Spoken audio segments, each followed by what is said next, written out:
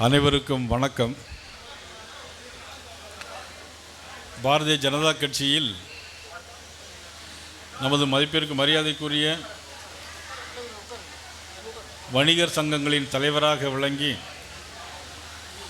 தமிழ்நாடு முழுவதும் எல்லா நகர்ப்புறங்களிலும் வணிகர் சங்கங்களை நிறுவி அதனுடைய அடிப்படையில் வணிகர்களுக்கு பேர் ஆதரவோடு வணிகர்களுக்காக போராடியும் இருக்கின்ற மதிப்பிற்கு மரியாதைக்குரிய செந்தில்குமார் அவர்கள் இன்றைக்கு அவர் தன்னை பாரதிய ஜனதா கட்சியில் இணைத்து கொண்டு மிகப்பெரிய ஒரு விழா எடுத்து ஒரு மிகப்பெரிய கொடியேற்றத்துடன் அவருக்கு இந்த சங்கத்தினுடைய அருகிலேயே மிகப்பெரிய பாரதிய ஜனதா கட்சியினுடைய கொடி கம்பத்தையும் ஏற்றி இன்றைக்கு தன்னை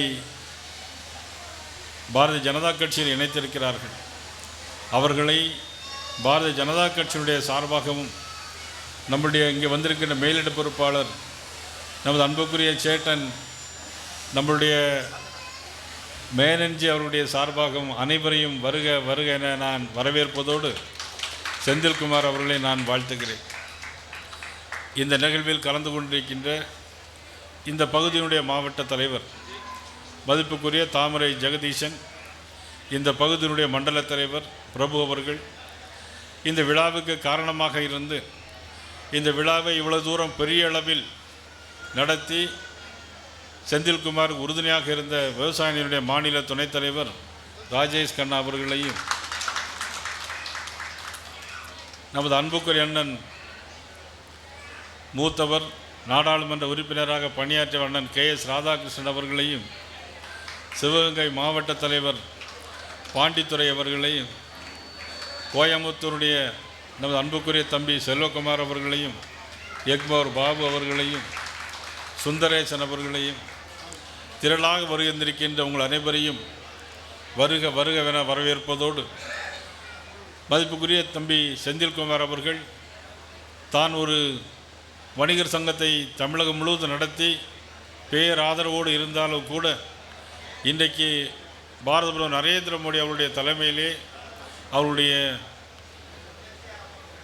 செயல்பாட்டின் காரணமாக இன்றைக்கு தன்னை பாரதிய ஜனதா கட்சியில் இணைத்து கொண்டிருக்கிறார்கள்.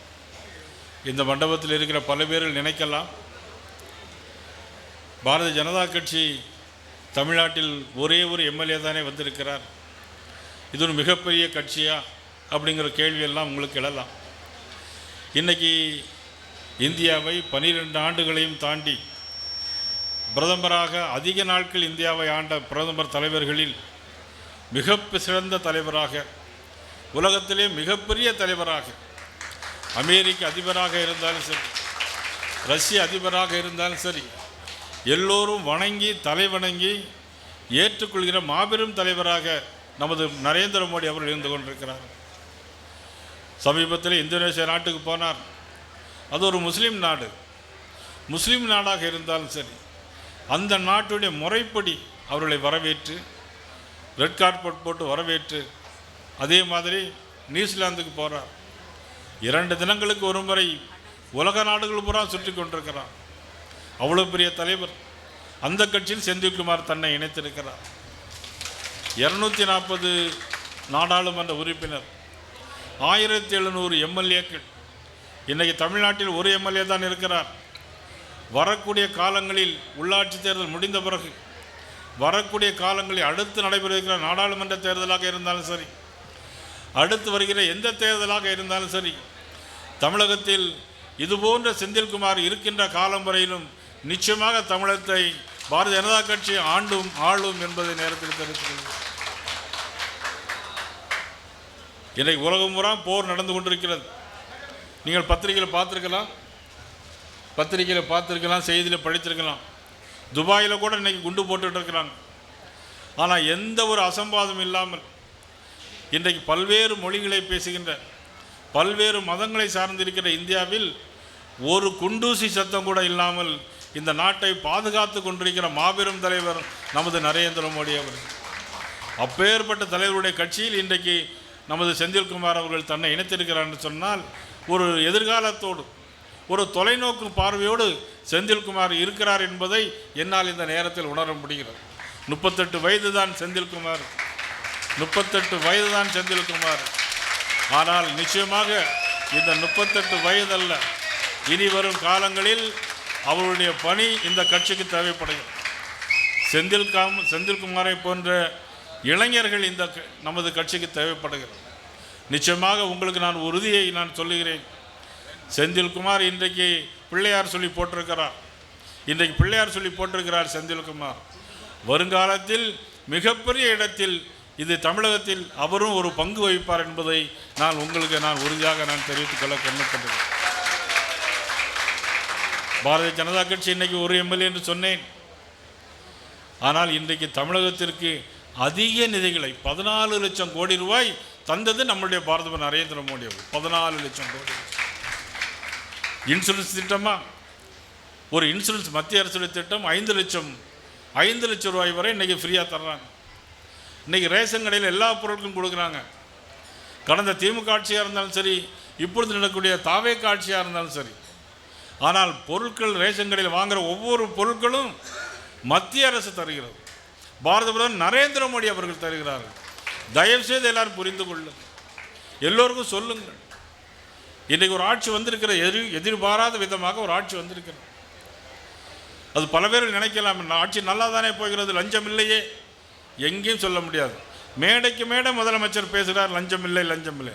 ஆனால் மேசைக்கு கீழூடி எல்லாரும் லஞ்சம் இன்னைக்கு வாங்கி கொண்டு தான் இருக்கிறார். எல்லாம் ஒரு சினிமா போல் நடந்து கொண்டிருக்கிறது. தயவுசெய்து ஒரு மாயை, இந்த மாயை யாரும் நம்பிவிடக்கூடாது. இன்றைக்கி 60 நாட்கள் ஆயிடுச்சு.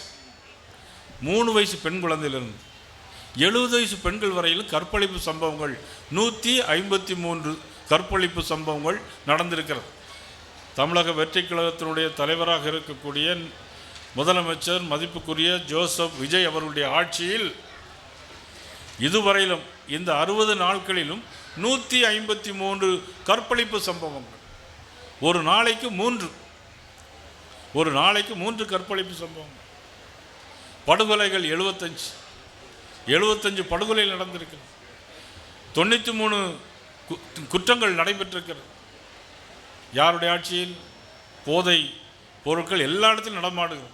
இன்றைக்கு கூட கேரளா அமைச்சர் சென்னிதலா, கேரளா உள்துறை அமைச்சர், ஹோம் மினிஸ்டர் ஃபார் கேரளா வந்து இன்றைக்கி இவர்கிட்ட வந்து பேசிட்டு போகிறார். பார்டரில் நிறைய கஞ்சா போதைப்பொருள் நடக்குது, அதை தடுத்து நிப்பாட்ட என்ன வழின்னு அவரே வந்து இன்னைக்கு பேசிட்டு போகிறார். இதுக்கு வேறு சாட்சியே வேண்டாம். கேரளா அமைச்சரே வந்து இங்கே பேசிட்டு போகிறார். கஞ்சா போதைப் பொருள்னால தான் இவ்வளவு கற்பழிப்பு சம்பவம் நடைபெறுகிறது. வேதனையாக இருக்கிறது. சமீபத்தில் நமது மருத்துவமனையில் நாங்கள் பார்த்த 3 வயது குழந்தை, வட மாநிலத்தை சேர்ந்த 3 வயது குழந்தை, அதை சொல்லக்கூடாத இடத்திலெல்லாம் நகத்தாலே தோண்டி அந்த குழந்தையெல்லாம் பார்க்கக்கூட முடியாது. அந்த அளவுக்கு இந்த ஆட்சி மோசம். ஆனால் சினிமா மோகத்தில் நிறைய பேர் இன்னும் இருக்கிறார்கள். சினிமா மோகத்தில் இன்னும் இருக்கிறார்கள். ஆனால் இந்த கூட்டத்தில் நான் பேசுவது, செந்தில்குமாரை போன்றவர்கள் பாரதிய ஜனதா கட்சியினுடைய தன்மையும் கொள்கைகளையும் உணர்ந்து இன்றைக்கு வந்திருக்கிறார். மீண்டும் ஒருமுறை அவர்களை நான் மனதார பாராட்டுகிறேன். ஒளிமயமான எதிர்காலம் அவருக்கு இருக்கிறது. அவருடைய பின்னாலே பாரதிய ஜனதா கட்சி இருக்கிறது. அவருடைய பின்னாலே நயினார் நாகேந்திரன் இருக்கிறார். அவருடைய பின்னாலே நம்முடைய மேனன்ஜி அவர்கள் இருக்கிறார். அவருக்கு பின்னாலே தாமரை ஜெகதீசன் இருக்கிறார்கள். எல்லாவற்றிற்கும் மேலாக அவர் பின்னாலே பாரத நரேந்திர மோடி அவர்கள் இருக்கிறார்கள். தொண்டனால் உருவாக்கப்பட்ட கட்சி இந்த பாரதிய ஜனதா கட்சி. தொண்டர்களால் உருவாக்கப்பட்ட கட்சி இந்த பாரதிய ஜனதா கட்சி. இங்கே யாரும் தலைவர்கள், நிரந்தர தலைவர்கள் கிடையாது. நிரந்தரமான கொள்கைகள் உண்டு. முதலில் தேசம், இந்த நாடு, அதற்கு பிறகு நமது வீடு என்கின்ற முயல்தான் இன்னைக்கு பாரத தேசம் என்கின்ற ஒரே கொள்கையில் இன்றைக்கும் தலைநோக்கி கொண்டிருக்கிற மாபெரும் கட்சியாக பாரதிய ஜனதா கட்சியில் தன்னை இணைத்து கொண்டிருக்கிற எனது அன்பு தம்பி செந்தில்குமார் அவர்களை மனதார பாராட்டி வாழ்த்தி வாய்ப்புக்கு நன்றி கூறி விடைபெறுகிறேன். நன்றி, வணக்கம்.